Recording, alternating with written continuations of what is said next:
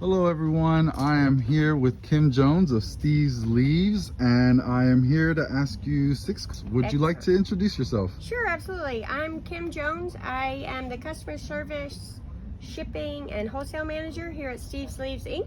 in Louisville, Texas. All right, Kim, thank you so much for having me out. So let's get into question number 1. What inspired you to start growing plants, and how long have you been doing it? I have always grown vegetables. Ryan mentioned it, I think. He and I have always grown food vegetables. But until I started working here about 5.5 years ago, I didn't do tropical plants. I always had the funeral plants, you know, the plants that you get to take home when a loved one passes, and we've kept those alive for a really long time.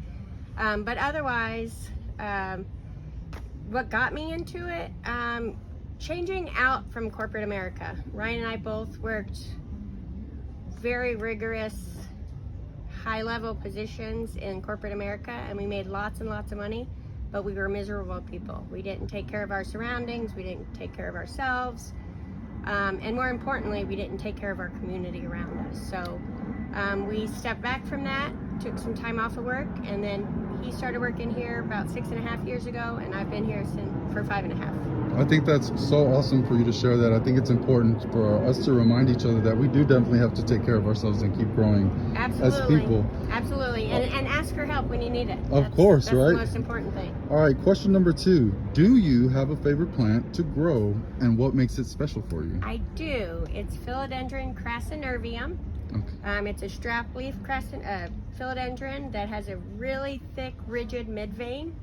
I'll show you whenever we get to the other side of the greenhouse, but yeah, that's why I like it. It's very, very unique for me, that center mid-vein being so distinct from the rest of the plant. Awesome, I can't wait to look at it. And I do have another question, because I feel like this is so common in our communities. What are some common mistakes you see new growers making, and how can they avoid them? Probably a couple things. Too much love, giving your plants too much love. We have to remember that they originated out in the wild, and they thrived and lived for hundreds of millions of years.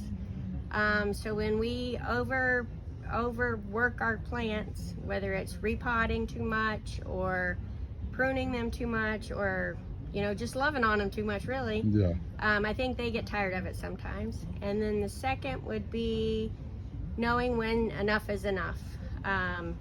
If you have just gotten into collecting and all of a sudden you're at 100 plants, and that's an overwhelming burden. This is supposed to be fun, we're supposed to love it, and if you're no longer enjoying it, then it might be time to just step back and share those plants with other people. I think that's a great message, great advice. All right, Kim, moving on to question number 4. Please walk me through your daily duties if you can. All right, that's a tough one for me. So Monday and Tuesday, Ryan and I actually office right here in the greenhouse.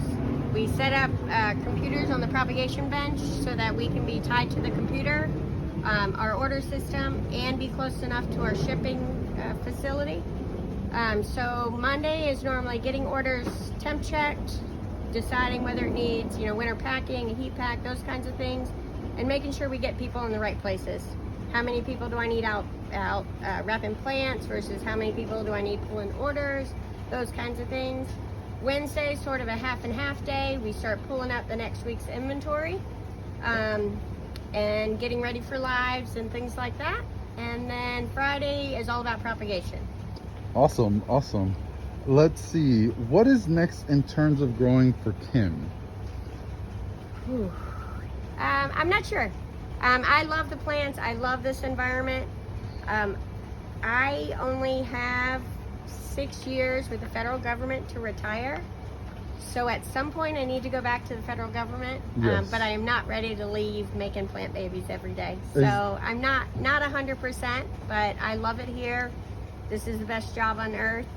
And when anybody walks in the store that says they've had a bad day, I said, we're making plant babies. It can't be bad. So, is there any new begonia crosses that you maybe would like to share or have working? We're trying to get Saxon hybridizing. I think Brian did a few videos on him hybridizing. He attempted some really hard crosses and they didn't make it, but that's okay. We're just going to keep going. For me, no, I haven't. I've made a couple anthuriums and I've tried 1 or 2 begonias, but I haven't had any make it yet. So All right, and then last but not least, say anything that you would like to a new plant parent. stay positive. Don't listen to the negative folks on social media. If you have what you think is a dumb question, then you're asking it in the wrong group. Go find a different group, because the people that will help you are out there. And I know Brianne would say this if she was standing here. If you got a question, email support@stevesleaves. We'll answer any question you got. That's right. Thank you so much for being such a huge part of the Dallas community, and to also the DFW Begonia Society. And I appreciate you so much for having me out today. Absolutely. Thank you. Thank you.